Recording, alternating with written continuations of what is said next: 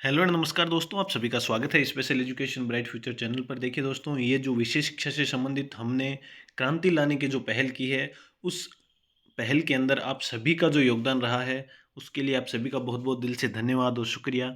देखिए, authentic news पाने के लिए विशेष शिक्षा से संबंधित जो भी जानकारी आपको चाहिए, आप कमेंट्स करते जाइए। आपको जो है डाउट सेशन मिलते जा रहे हैं।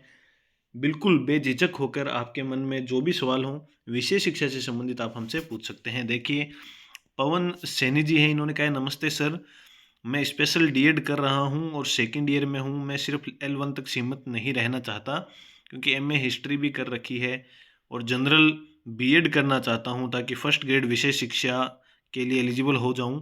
लेकिन राजस्थान में लास्ट डेट 15 अप्रैल थी पीटीटी की। स्पेशल डीएड सेकंड ईयर में हूं, तो राजस्थान पीटीटी का फॉर्म नहीं भर पाऊंगा जनरल बीएड के लिए। तो क्या मैं अदर स्टेट हरियाणा और यूपी वोटेवर जो भी जनरल बीएड कर सकता हूँ? बिल्कुल। देखिए, मैं आपको एक बात बताता हूँ, आपकी जो डिग्री है वो ओवरलैप नहीं होनी चाहिए। सिर्फ ये एक कंडीशन रहती है, आप बीएड ऑल ओवर इंडिया से कहीं से भी कर सकते हैं, वैलिड मानी जाएगी, इसमें किसी प्रकार की समस्या नहीं है। ठीक है, जो जो आपकी जो डिग्री है ना, वो ओवरलैप नहीं करनी चाहिए। क्योंकि देखिए, एक तो आप डीएड कर रहे हैं और साथ में बीएड, तो ये जो है दोनों प्रैक्टिकल सब्जेक्ट हो गए ना, क्योंकि इनके अंदर अपने प्रैक्टिकल होते हैं ना, इसलिए जो डिग्री है ओवरलैप नहीं करनी चाहिए। उसका रिजल्ट आ जाए तो उसके बाद ही ये स्टार्ट करें। अदर स्टेट से बिल्कुल आप कर सकते हैं।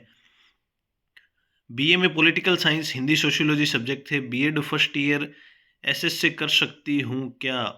देखिए, ऐसा है, आप सभी को मैं एक जानकारी दे देता हूँ। देखिए, इस पीडीएफ में नीचे भी एक दो डाउट्स ऐसे हैं जो आपके बीएड के अंदर पेडागोजी के सब्जेक्ट होते हैं ना दोस्तों, वो आपके ग्रेजुएशन के अकॉर्डिंग निर्धारित होते हैं। ये सही बात है, उसमें किसी प्रकार की समस्या नहीं है। लेकिन मैं आपको ये सूचना दे देता हूँ, नेशनल एजुकेशन पॉलिसी 2020 हो या फिर कहीं भी ये नियम नहीं लिखा हुआ है कि बीएड के अंदर आपके पेडागोजी सब्जेक्ट ये रहने चाहिए, तब जाकर आप जो है किसी भी पद के लिए पात्र होते हैं। यानी कि अगर आपके एसएसटी है तो एसएस के लिए हैं।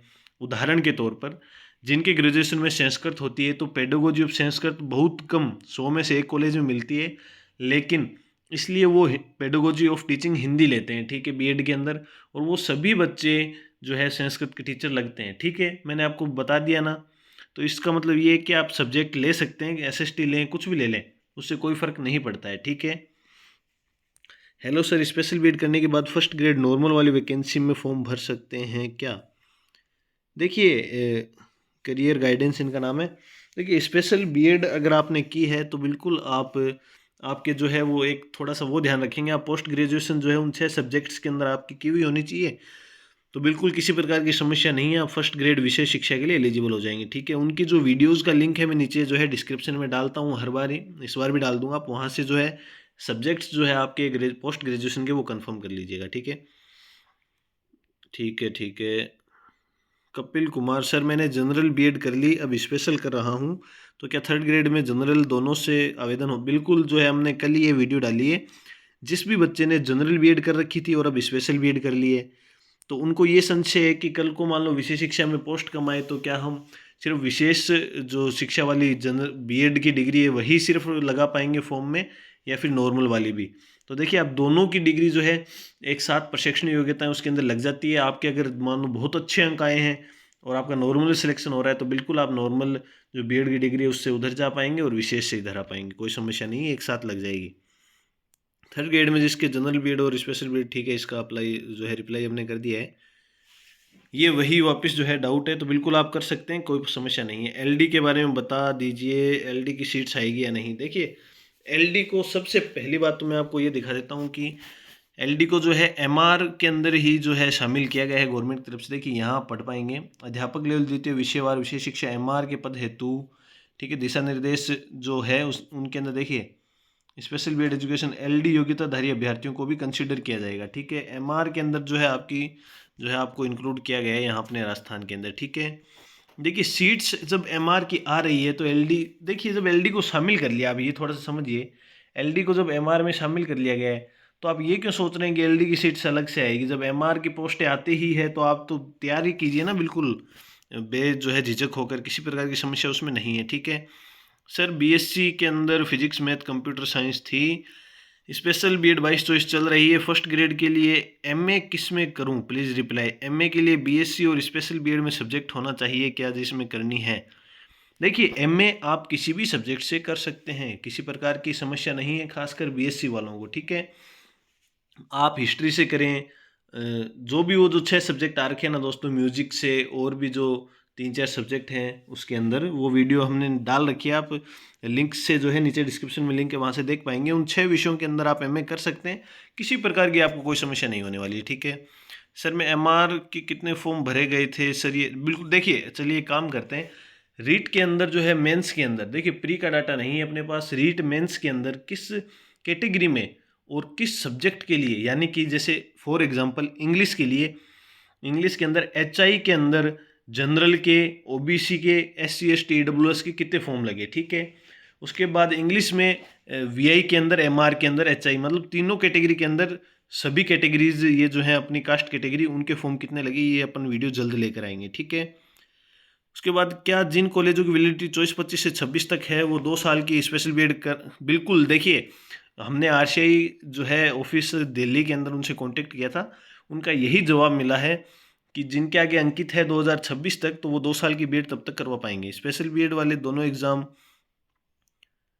हाँ बिल्कुल दे सकते हैं। Sir normal BEd versus special BEd दोनों एक साथ फॉर्म मान्य है क्या? बिल्कुल मान्य है। सर ऑन ड्यूटी कर्मचारी स्पेशल डीएलएड कहाँ से करे?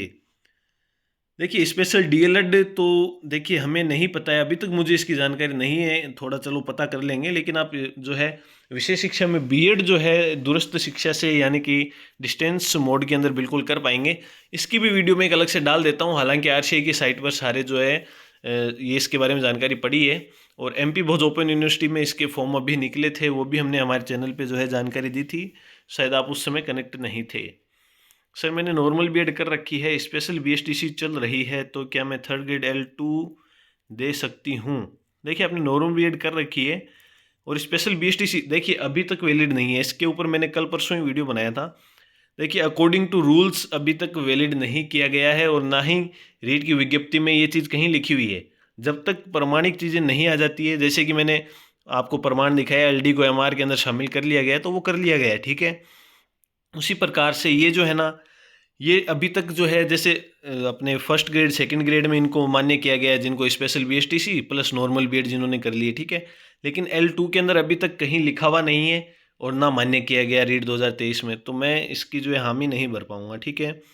फर्स्ट ग्रेड में अलग अलग 40% लाने हैं या दोनों पेपर में मिलाकर, देखिए उसके अंदर अलग अलग ही लेकर आने हैं 40%। और जो सेकेंड ग्रेड है ना दोस्तों, विषय शिक्षा में सेकंड ग्रेड, देखिए काफ़ी यूट्यूबर्स ने और बड़े बड़े यूट्यूबर्स ने भी यही कहा कि देखिए 40% दोनों पेपर को मिलाकर लाने हैं नॉर्मल में, और कुछ विषय शिक्षा वालों ने भी यही कहा कि विषय शिक्षा में भी दोनों पेपर मिलाकर लाने हैं।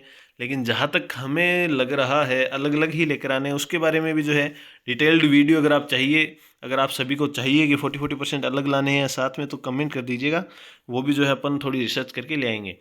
इंग्लिश थर्ड ग्रेड के लिए बीएड में इंग्लिश टीचिंग सब्जेक्ट होना ज़रूरी है क्या? मैंने हिंदी और एसएसटी लिया था और बीए में तो इंग्लिश है, कोई समस्या नहीं है आपको। देखिए ऐसी कोई समस्या ही नहीं आती है, बीए के अंदर आपका वो सब्जेक्ट नहीं है तो आप बिल्कुल टेंशन ना लें, आप एलिजिबल हो जाएंगे, ठीक है। जहाँ तक मुझे जानकारी है कुछ बच्चों ने जो है, देखिए काफ़ी बच्चे ज्वाइन कर लेते हैं यहाँ। ऐसी जो समस्या है ना कि भाई बीएड के अंदर वो पेडागोजी सब्जेक्ट नहीं था, ये बहुत कम देखने को मिली है, ना के बराबर। और शायद आप बिल्कुल मेरी तरफ से तो जहाँ तक मुझे जानकारी आप एलिजिबल हैं, किसी प्रकार की कोई समस्या आपको नहीं आने वाली है, ठीक है दोस्तों। बाकी अगर आपके और भी कुछ डाउट्स हैं, रह गए हैं, किसी को किसी प्रकार की समस्या है, वीडियो के नीचे जो है कमेंट्स आप कर दीजिए। आप सभी का दिन शुभ रहे, बहुत बहुत धन्यवाद।